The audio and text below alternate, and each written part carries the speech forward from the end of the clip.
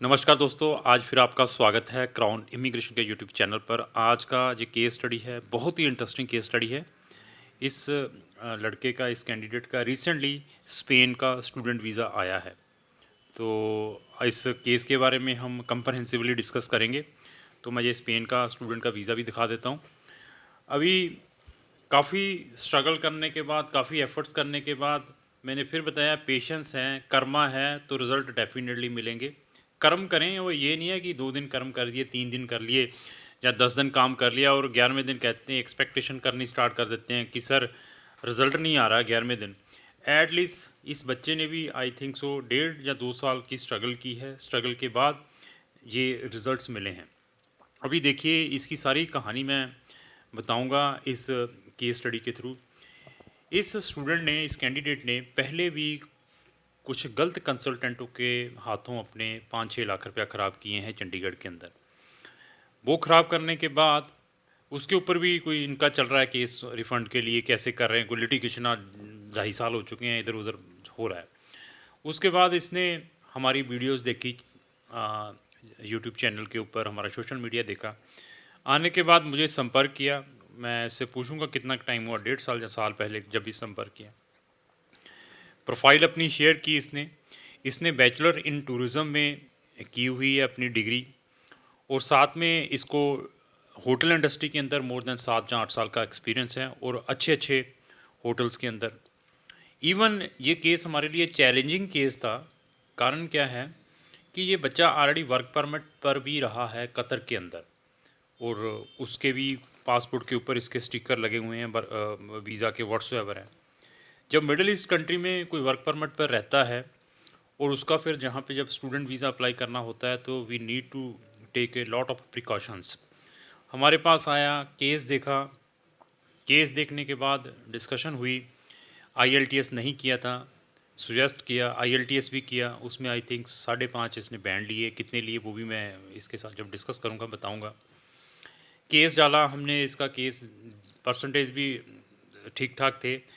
German के अंदर डाला, वहाँ की कुछ प्राइवेट पब्लिक यूनिवर्सिटीज़ के अंदर एडमिशन नहीं आ पाया ड्यू टू कुछ प्रॉब्लम्स थी केस के अंदर। जैसे परसेंटेज इज़ वेरी इंपॉर्टेंट, मैं हर एक वीडियो में बताता हूँ।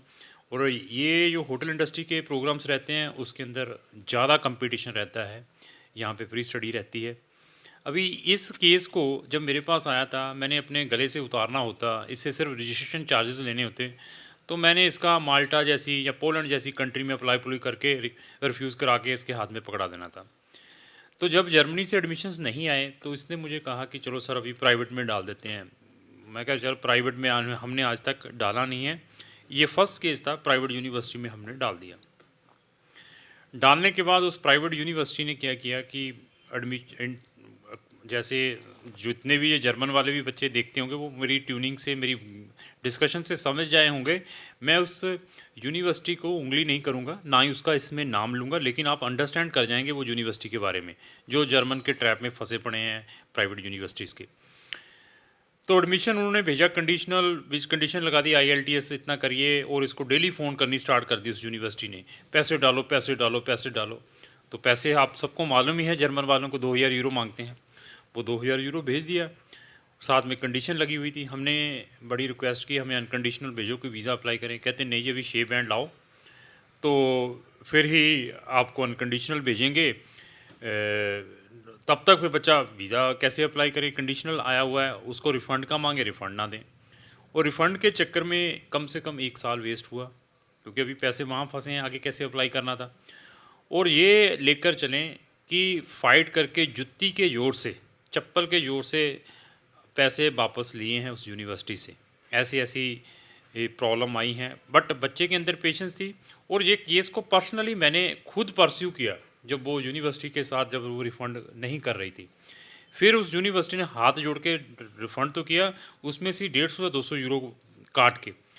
तो फिर इसका रिफ़ंड आ गया। 5 बैंड थे टूरिज़्म से। अभी हमारे लिए ये चैलेंजिंग था कि अभी कौन सी कंट्री के अंदर डालें, क्योंकि बच्चा फेड अप हो जाता है। Fed up, parents fed up हो जाते हैं, सिस्टर ब्रदर फेड अप हो जाते हैं जिन्होंने इसके ऊपर इन्वेस्टमेंट करनी होती है। पहले चंडीगढ़ में वेस्ट किए हुए थे पैसे, इतनी बड़ी रकम।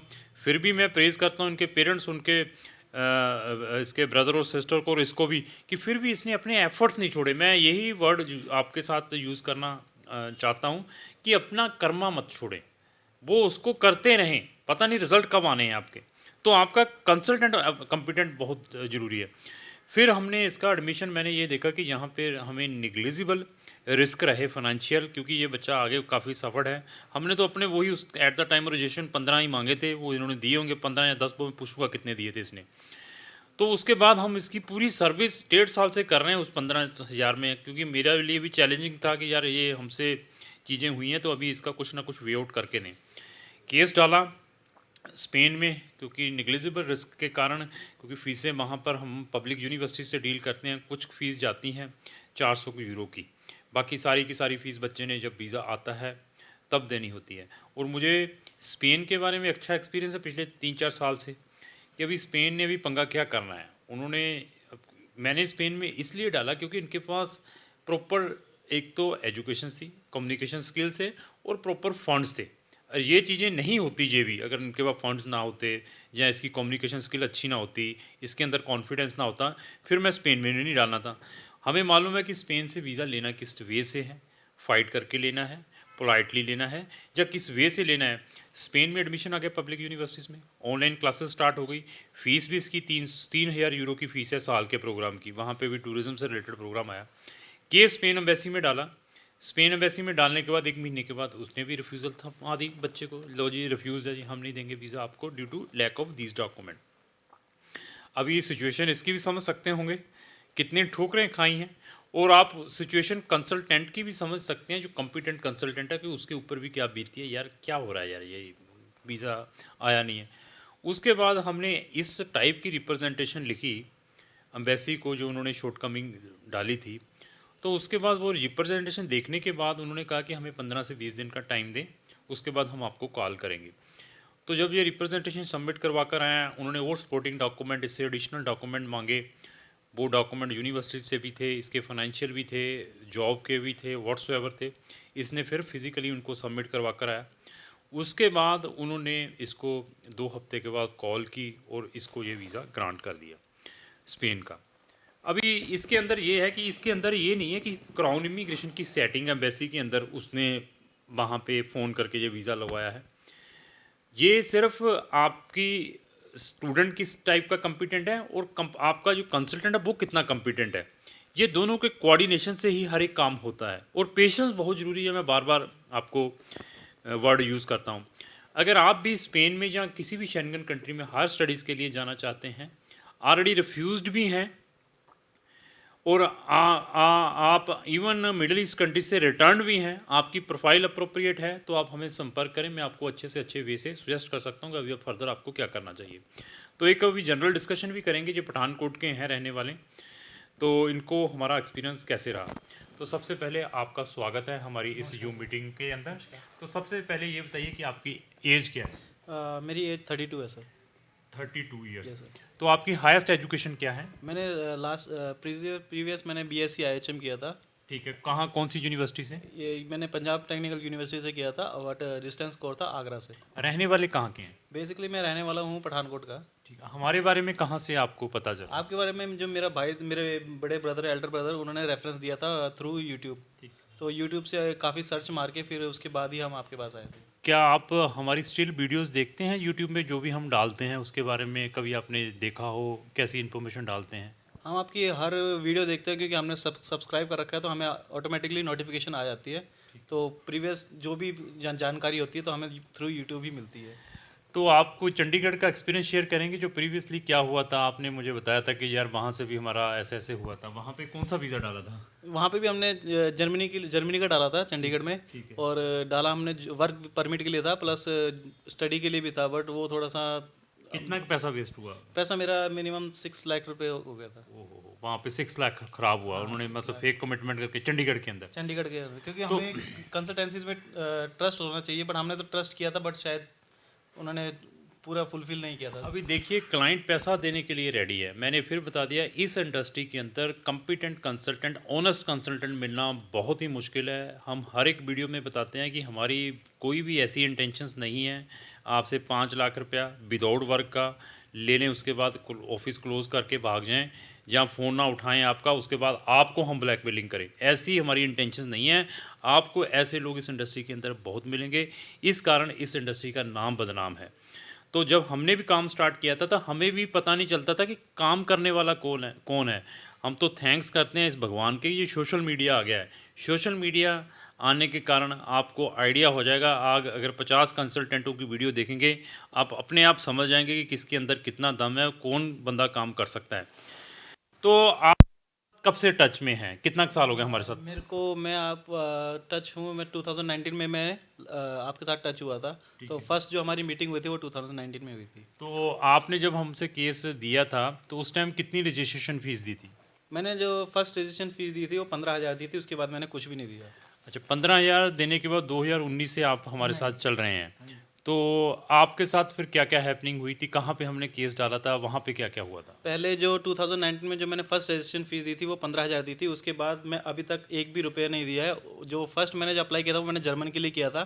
तो वहाँ पे हमारे साथ जर्मन के लिए मैंने अप्लाई किया था, तो वहाँ पे कॉलेज जो प्राइवेट कॉलेज मिला था, तो उन्होंने जो फर्स्ट रजिस्ट्रेशन फीस मांगी थी, ट्यूशन फीस मांगी थी, 2000 यूरो मांगी थी, अच्छा, जो अप्रॉक्स कुछ 1.5 लाख समथिंग बनता है। ठीक, उसका फिर क्या हुआ? उसको देने के बाद एक तो उन्होंने डेडलाइन, जो उनकी डेडलाइन रहती है वो 5 या 6 दिन में, 6 दिन रहती है। उसके बाद वो फिर वो बोलते हैं कि कंटिन्यू प्रेशर देते हैं कि आप पैसा दे दीजिए फटाफट, नहीं तो आपकी डेडलाइन ख़त्म हो जाएगी। हमने फिर भी दे दिया था, बट उसके बाद उनका कोई रिप्लाई नहीं आया। फिर उनके अलग डिमांड आने लग पड़े थे। ठीक है। तो उन्होंने जो पैसे क्या हमने जर्मन का वीज़ा एम्बेसी में डाला था कि नहीं डाला था? नहीं, आपने जर्मन का वीज़ा एम्बेसी में नहीं डाला तो था। फिर हमने जो रिफंड है क्या इजीली उन्होंने कर दिया था, क्या या जुत्ती के साथ किया था? नहीं नहीं, बिल्कुल बिल्कुल। अगर मेरे को लगता है कि अगर क्राउन इमिग्रेशन ने जितना हेल्प किया है मेरे को लगता है कि कोई और शायद नहीं कर सकता, बट इन्होंने मेरा हर जगह साथ दिया है। दूसरी बात यह है कि इन्होंने इवन एम्बेसी के साथ थ्रू आउट किया, एम्बेसी को फोर्स किया कि आप यूनिवर्सिटी को फोर्स किए पैसा रिफंड करने के लिए। तो देख लीजिए, एम्बेसी तक इन्वॉल्वमेंट करने के बाद हाथ जोड़कर फिर यूनिवर्सिटी ने पैसा दिया है। वो ऐसी टेक्निकल चीज़ें वही कर सकते हैं जो इस इंडस्ट्री से लंबे समय से, जिन्होंने अप एंड डाउन इस इंडस्ट्री में देखे हैं, ऐसे केसेस को डील किया है। ये नहीं है कि हमारा जो ऑफिस है आज कल जहाँ 1 महीने पहले या 2 साल पहले का खुला हुआ है। तो 14 साल का एक्सपीरियंस इस इंडस्ट्री में बहुत ही मतलब डिफ़िकल्ट है, इस इंडस्ट्री में ऐसे नीट काम करना। तो अभी आपका जो वीज़ा आया है, जहाँ आपने कौन सी एम्बेसी से या कौन सी वहाँ पे यूनिवर्सिटी, को प्राइवेट थी या पब्लिक थी, इसके बारे में बताएंगे? जो अभी मैंने स्पेन के लिए अप्लाई किया था वो है पब्लिक यूनिवर्सिटी है। तो फीस कितनी है साल की? इसकी साल फीस अप्रॉक्स 3,000 समथिंग है। देखो, 3,000 यूरो की फीस है गवर्नमेंट यूनिवर्सिटी की। स्पेन की बात कर रहा हूँ। लोग स्पेन में 20-20 हज़ार, 16-16 हज़ार यूरो देकर जा रहे हैं प्राइवेट यूनिवर्सिटीज़ में। ऐसी प्रोफाइल का हमने एडमिशन करवा कर दिया है, और वीज़ा भी। आपने IELTS भी किया है? हाँ, मैंने IELTS भी किया है। कितने बैंड है? मेरे 5.5 बैंड है। तो आपको होटल इंडस्ट्री में कितना का एक्सपीरियंस है? मेरे को होटल एक्सपीरियंस में मैंने 2011 में ज्वाइन किया था, और मेरे को लगभग 8 इयर्स, मोर देन 8 इयर्स हो गए। फॉरेन कंट्री में कहीं होटल इंडस्ट्री में काम किया है? जी हाँ, मैंने 2014 में मैंने दोहा कतर में काम किया था टिल 2018। कौन सी चेन के अंदर आपको ज़्यादा एक्सपीरियंस है होटल इंडस्ट्री में? मैं एक्चुअली प्रोडक्शन लाइन से बिलोंग करता हूँ, और मैं एज ए शेफ़ हूँ। शेफ, होटल कौन से हैं मेन? होटल ब्रांडेड होटल है, जैसे रेडिसन था, रेडिसन में मैंने जॉब किया हुआ है, हयात किया हुआ है, द ललित मुंबई में जो मैंने जॉब किया हुआ है। ठीक है। तो आपकी जो 3,000 यूरो फीस आई थी, 3,000 यूरो में से यूनिवर्सिटी को 3,000 यूरो भेजी थी फीस, या कितनी फीस हमने ट्रांसफ़र की? मैंने अभी तक यूनिवर्सिटी को सिर्फ 400 यूरो दिया हुआ है, जो सिर्फ एक रजिस्ट्रेशन फीस है, और मैं अपनी क्लासेस कंटिन्यू कर रहा हूँ। तो रजिस्ट्रेशन फीस भेज दी, अभी बाकी की फीस आपने यूनिवर्सिटी को अभी बाद में भेजनी है? हाँ, अभी भेजनी है। ठीक है। तो अभी आपका जब एडमिशन आ गया, सारा कुछ आ गया, तो जब आपने वीज़ा डाला था एम्बेसी में, फिर क्या हैपनिंग हुई थी जहाँ स्पेन में? स्पेन में जब मैंने वीज़ा डाला था, तो उसके बाद मेरा जो अपॉइंटमेंट, एक तो अपॉइंटमेंट का थोड़ा सा इशू आया था कि अपॉइंटमेंट जल्दी मिलता नहीं है। 15 सितंबर को मेरा अपॉइंटमेंट डेट था, और अक्टूबर 15 को मेरे को रिजल्ट आया था, तो मेरा रिफ्यूज़ल आया था। तो क्या क्राउन इमिग्रेशन ने अपॉइंटमेंट के भी कोई पैसे लिए थे स्पेन एम्बेसी के, या फ्री में लेकर दी थी? नहीं नहीं नहीं, क्राउन इमिग्रेशन ने इसके कोई चार्जेस नहीं लिए। तो अभी जब आपका केस रिफ्यूज़ हो गया, रिफ्यूज़ल के बाद बट क्या किया? रिफ्यूज़ल के बाद मैंने डायरेक्टली कांटेक्ट किया क्राउन इमिग्रेशन से, क्योंकि अगर आपका क्लाइंट का और बॉन्डिंग अच्छी है, तो मैंने विदाउट एनी हेजिटेशन मैंने डायरेक्ट अपना जितना भी पूरा डिटेल है सब बताया था। उन्होंने अपील किया था कि, और मेरे को बोला था कि अपना मोरल मत डाउन करो, तो सब कुछ हैप्पीनेस हो जाएगा। तो जो अपील की थी, कितने पेज की अपील थी? पेज की अपील कम से कम 4 पेज की थी अपील। तो वो अपील के कोई पैसे लिए थे क्राउन ने? नहीं, कोई चार्जेस नहीं लिए थे, टू बी वेरी ऑनेस्ट। ठीक है। अभी आपका अपील के बाद उन्होंने फिर वीज़ा ग्रांट किया या कुछ किया ऐसा? हाँ, अपील के बाद उन्होंने कुछ फर्दर डॉक्यूमेंट मांगे थे, हाँ। और उसके बाद उन्होंने खुद मेरे को कॉल किया था कि आप अपना वीज़ा आके लेके तो जाओ। फिर वीज़ा दिखाएंगे इनको? हाँ, ये मेरा वीज़ा है। ये मेरा कल 17/12 को, मेरा कल 17 तारीख थी, और ठीक मेरे है, को ठीक। कल इशू हुआ। तो अभी आप ये बताएंगे कि आपका जो ओवरऑल एक्सपीरियंस क्राउन्स के साथ कैसा रहा? ओवरऑल एक्सपीरियंस मैं बोलता हूँ अप टू द मार्क था, क्योंकि मेरे इनके साथ मेरी बॉन्डिंग बहुत अच्छी है। अगर मेरे को कुछ भी प्रॉब्लम होता है या कुछ भी हेजिटेशन जो मेरे को नहीं समझ में आता है, इन्होंने मेरे को बोला है कि आफ्टर वीज़ा भी आप मुझसे कांटेक्ट कर सकते हैं अगर आपको कोई भी इशू होगा। तो अभी ये बताइए, जो भी फीस थी हमारी व्हाट्सएवर सेटल थी, वो अभी हमने वीज़ा के बाद ही आपसे ली है। वीज़ा के, हाँ बिल्कुल बिल्कुल, मैं सिर्फ एक रजिस्ट्रेशन फीस दी थी जो मैंने 2019 में दी थी, उसके बाद अनटिल अभी तक मैंने कुछ भी नहीं दिया। तो अभी ये देख लीजिए, मैं हर एक वीडियोस में बताता हूँ 15 से 20 हज़ार रुपया लेते हैं। डिपेंड है कि आपने कौन सी यूनिवर्सिटी में, कौन से कंट्री में जाना है जहाँ पे फ्री स्टडी है। फ्री स्टडी में हमारी सेकंड इंस्टॉलमेंट भी रहती है जब बच्चे का एडमिशन आ जाता है, और जो थर्ड इंस्टॉलमेंट है जब वीज़ा बच्चे का आता है।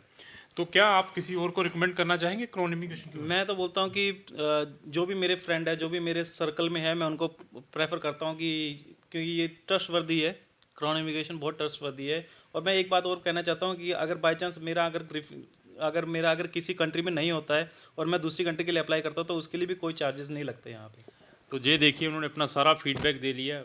मोराल अब था, इतनी ठोकरें खाने के बाद, इतने पैसे वेस्ट करने के बाद फिर भी अपने एफर्ट्स करते रहे, और कॉम्पिटेंट आपका कंसल्टेंट था, तो लास्टली कर्मा ने रिजल्ट प्रोवाइड कर ही दिए। तो मेरी यही रिक्वेस्ट है, इस वीडियो के थ्रू यही मैसेज है पेरेंट्स को भी, बच्चों को भी। किसी भी कंट्री का आपका रिफ्यूज़्ड है, आप एक अच्छे कंसल्टेंट का ओपिनियन लें, दोबारा अप्लाई करें।